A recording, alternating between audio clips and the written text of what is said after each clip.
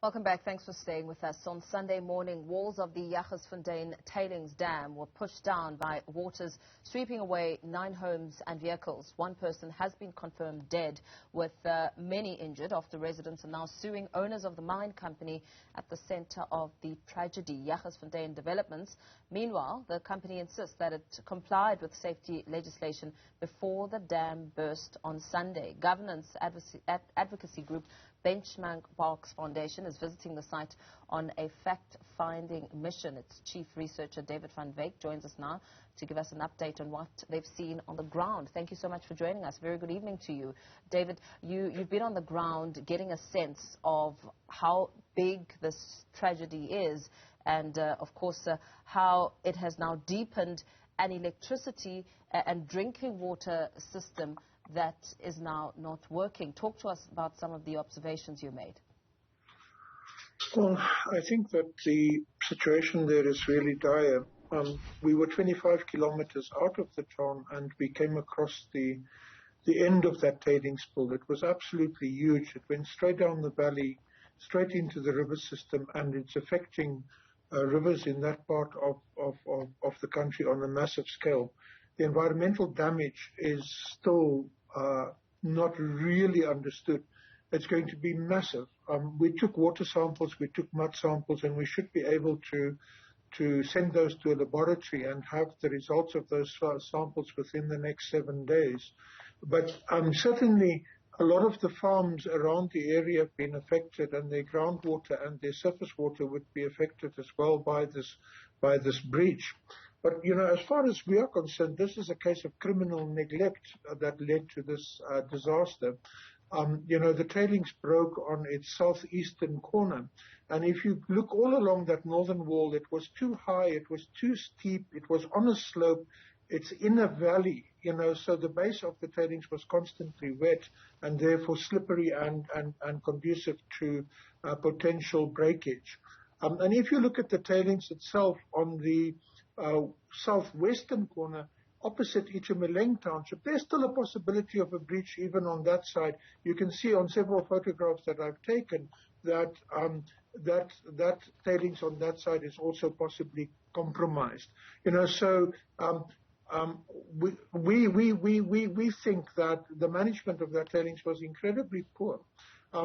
In 2021, they had a community consultation with the community, and I've got the paperwork for that, in which they said they wanted to backfill the old tailings into the open pit, the old open pit that used to be there, which would have been an incredibly good idea if it had been approved. But I think it's now too late to talk about that. The other thing about it is the issue of ownership and so on, which is very, very confusing. If you speak to the community, they mention specific names of people. If you read the newspapers and if you read the reports and so on, they speak about gem diamonds and an entirely different group of people. And also there's the possibility of some political meddling in that mine prior to this particular disaster. I can share with you the Google photographs that I've got from the air that shows the breaches that I saw last week, Monday, immediately. And it was just confirmed by the community when I spoke to them about what happened, about what they experienced and how the whole thing unfolded. But the devastation is just absolutely immense. You know, it is incredible how far this tailings washed down that valley, and the speed at which it must have moved to wash down that valley, to cross the R704, and to take vehicles, to take, you know, these container tips that people put rubbish in, these very big, heavy steel things, were floating down there like ships, you know. It's incredible how powerful it was and what destruction it actually caused, you know. And the mining company last week said that it will compensate people with 20 million rands. I'm sorry, 20 million rands cannot even buy a house in Sandton. or in the northern suburbs or the leafy suburbs of Cape Town. So I really think that is inadequate, and that the assessment there must run into hundreds of millions of rands of damage. And I mean, you're speaking about the structural damages, but there's also the long-term effects on health. Looking at yes, when we do the analysis of the tailings, when it dries out, of course, it's going to turn into dust. And I can tell you that the lab results, we are going to first get the lab results, but I suspect that you will find silica, you will find arsenic, you will find a variety of chemicals in that dust. When I spoke to people in the community, they tell me that coughing is a persistent problem. And like with all tailings in South Africa, the township, the black area, Itumeleng, and the other parts of the township were below the most dangerous part of the tailings. All the seepage came in their direction, the spill, the break came in their direction, and today the wind was blowing and the dust levels was just incredible in that community. And it blew straight across the tailings and into the community itself.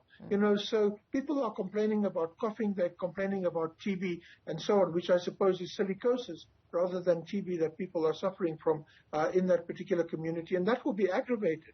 I don't want to know about people consuming the water and so on. We will have to see what the lab results tell us about the water. But also tragically, we spoke to residents who, the one lady, her brother's house is on the corner where 6 houses were washed away, and his house was also affected. And his wife fell into the tailings as it rushed past, and they tried to rescue her. The community tried to rescue her, but they couldn't, and she just washed away. Nobody knows where she is. And there are still 4 people missing. So I suspect that the casualty rate will still be higher. And I would certainly, if I was the government, look at the southwestern corner of that tailings, because that's directly above Itumeleng, which is densely populated. And if that thing has been compromised by this event, we can still have further incidents there. With the criticism over the delays in updating the local standard for managing the tailings, the tailing dams, there's been a lot of criticism about that, and you're expanding a lot on it now. And it's no excuse for the owners to not adopt best practice, because we're seeing how dangerous it's become, and the extent is massive.